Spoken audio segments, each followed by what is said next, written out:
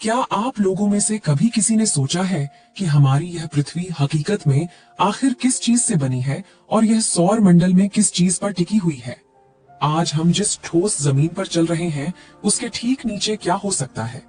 दोस्तों, आज के इस टेक्नोलॉजी के युग में अगर हम इंसान पृथ्वी से 5 करोड़ किलोमीटर दूर मंगल ग्रह पर जा सकते हैं, तो पृथ्वी के आर पार बाहर निकलने के लिए मात्र 12,000 किलोमीटर जाना है। इसके लिए पृथ्वी का सबसे गहरा खड्डा वैज्ञानिकों द्वारा खोदा गया है, जिसका नाम है कोला सुपर डीप बोरहोल। इसकी गहराई 12 किलोमीटर है। लेकिन आखिर ऐसा क्या हुआ कि वैज्ञानिकों ने इस गड्ढे को मात्र 12 किलोमीटर ही क्यों खोदा?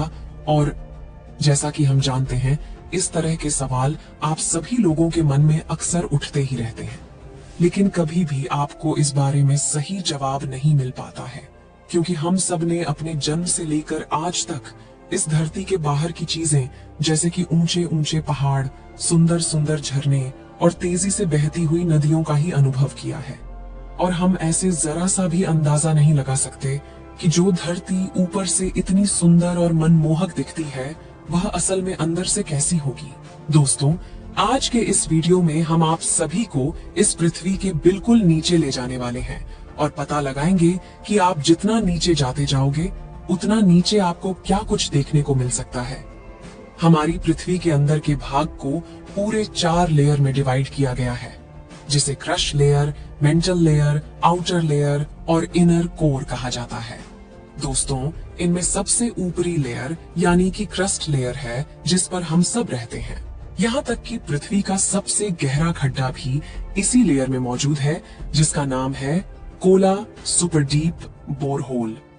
अगर आप इसके बारे में नहीं जानते, तो हम आपको बता दें कि कुछ साल पहले वैज्ञानिकों ने रूस में दुनिया का सबसे गहरा गड्ढा खोदने का प्लान तैयार किया था। रूस में खोदे गए इस खड्डे की गहराई लगभग 12 किलोमीटर है और यह गड्ढा पृथ्वी के ऊपरी भाग में यानी कि क्रस्ट लेयर में ही समाप्त हो जाता है। और इस पर वैज्ञानिकों ने पूरे 20 साल तक काम किया, यानी कि पृथ्वी को सिर्फ और सिर्फ 12 किलोमीटर तक ही खोदा गया है। बताया जाता है कि जब वैज्ञानिक यह गड्ढा खोद रहे थे और जैसे जैसे यह होल गहरा होता गया, वैसे वैसे ही पृथ्वी के अंदर का तापमान बढ़ता हुआ नोट किया गया और यह तापमान करीब 360 डिग्री सेंटीग्रेड तक पहुंच गया था, और जिसके कारण वैज्ञानिकों के सारे उपकरण पिघलने लगे, जिससे इस गड्ढे को और गहरा करने में वैज्ञानिक नाकामयाब हो गए। दोस्तों, इस होल की और ज्यादा खुदाई करने के मत में कुछ वैज्ञानिक पहले से ही अपनी सहमति दे चुके थे।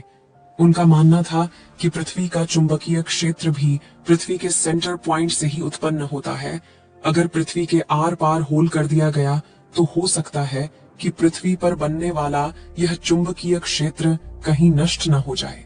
और पृथ्वी का अपना चुंबकीय क्षेत्र खो देने से क्या हो सकता है, इस विनाश के बारे में हम सोच भी नहीं सकते। जैसा कि दोस्तों हमने जाना कि पृथ्वी का जो यह क्रस्ट वाला भाग है, यह पृथ्वी की सबसे बाहरी परत है, जो उस ठोस सतह को बनाती है, जिस पर हम सभी एक साथ सालों से रह रहे हैं, जो कि इस धरती में मौजूद बाकी परतों की तुलना में काफी ज्यादा पतली है। साथियों, महाद्वीपों के नीचे इसकी औसत मोटाई लगभग 35 किलोमीटर यानी कि 22 मील से भी ज्यादा है, और समुद्र के नीचे लगभग 5 से 10 किलोमीटर यानी कि 3 से 6 मील तक होती है। इसका टेम्परेचर 500 से 1000 डिग्री सेल्सियस तक रहता है। धरती पर आने वाले भूकंप और महाद्वीपों में होने वाली हलचल के पीछे यही लेयर जिम्मेदार है। लेकिन अब आप लोग सोच रहे होंगे कि यह महाद्वीपीय और समुद्री क्रस्ट क्या है? तो दोस्तों, पहला है ओशियन क्रस्ट, जिस पर समुद्र है, और दूसरा है महाद्वीपीय क्रस्ट, जिस पर पूरे ठोस भाग यानी कि धरातल बना हुआ है। दोस्तों, महाद्वीपीय क्रस्ट ग्रेनाइट चट्टानों से बनी होती है, जो समुद्री क्रस्ट की तुलना में थोड़ी कम घनी होती है और जिसकी मोटाई भी काफी ज्यादा रहती है। और ये महाद्वीपीय परत काफी पुरानी है, यानी कि अरबों साल पुरानी।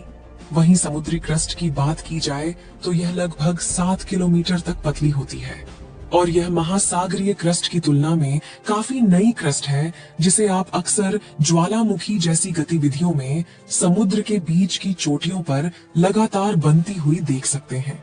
जो कि पृथ्वी के अंदर मौजूद टेक्टोनिक प्लेटों के खिसकने के साथ फैलती जाती है। अब इस पृथ्वी के थोड़ा और अंदर की तरफ चलते हैं, जहां क्रस्ट के नीचे की परत मौजूद है, जिसे हम मेंटल लेयर के नाम से जानते हैं। दोस्तों, मेंटल पृथ्वी की सबसे ऊपरी परत क्रस्ट और कोर के बीच की परत होती है। यह हमारी धरती की सबसे बड़ी परत है, जो समुद्री परत के नीचे लगभग 35 किलोमीटर से लेकर 1900 किलोमीटर तक की गहराई के साथ फैली हुई है। दोस्तों, यह प्लेट टेक्टोनिक ज्वालामुखी गतिविधियां और पृथ्वी के मैग्नेटिक एरिया के साथ इसकी सतह को आकार देने वाले डायनेमिक प्रोसेस में मेंटल एक काफी जरूरी भूमिका निभाती है। अब जब यहाँ मेंटल की बात हो ही रही है, तो दोस्तों, यहाँ आप इससे रिलेटेड दो कॉन्सेप्ट्स के बारे में भी हमारा जानना बेहद जरूरी है, और वह है लिथोस्फीयर और एथेनोस्फीयर। बता दें कि लिथोस्फीयर सबसे ऊपरी मेंटल और क्रस्ट का एक मजबूत हिस्सा होता है।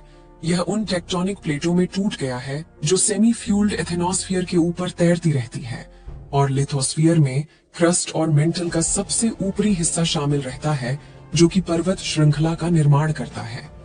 अचानक आने वाले भूकंप की वजह बनता है और हमारी इस पृथ्वी की सतह को आकार देने में भी मदद करता है।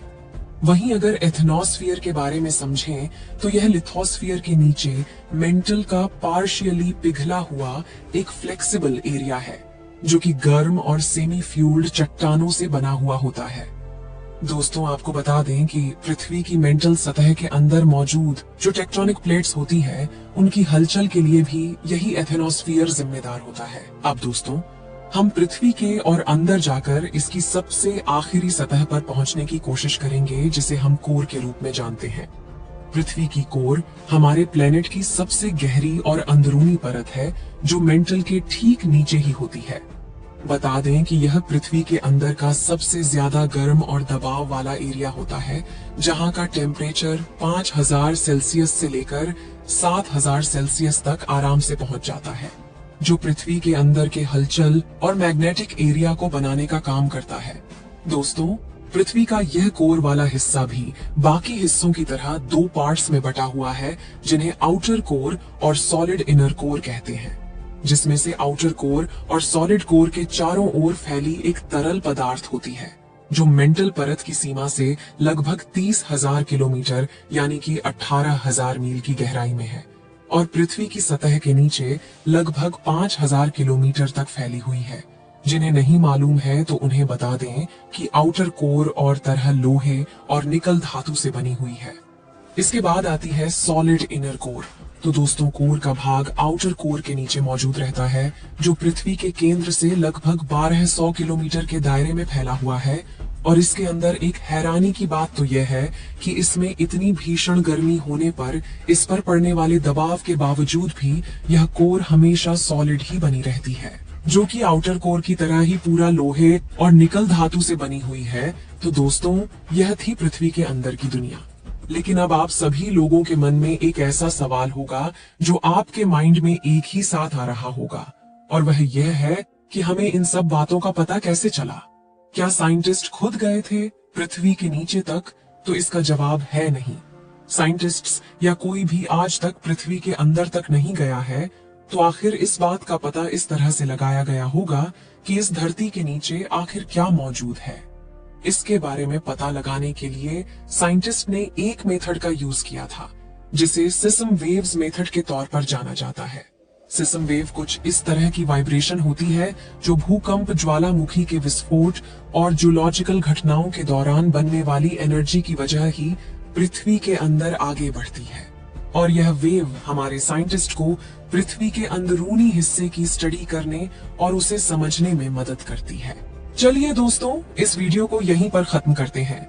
इस वीडियो को एक लाइक जरूर करें और अपने भरोसेमंद चैनल को सब्सक्राइब जरूर करें। साथ ही बेल आइकन को ऑल पर सेलेक्ट करना बिल्कुल ना भूलें। मिलते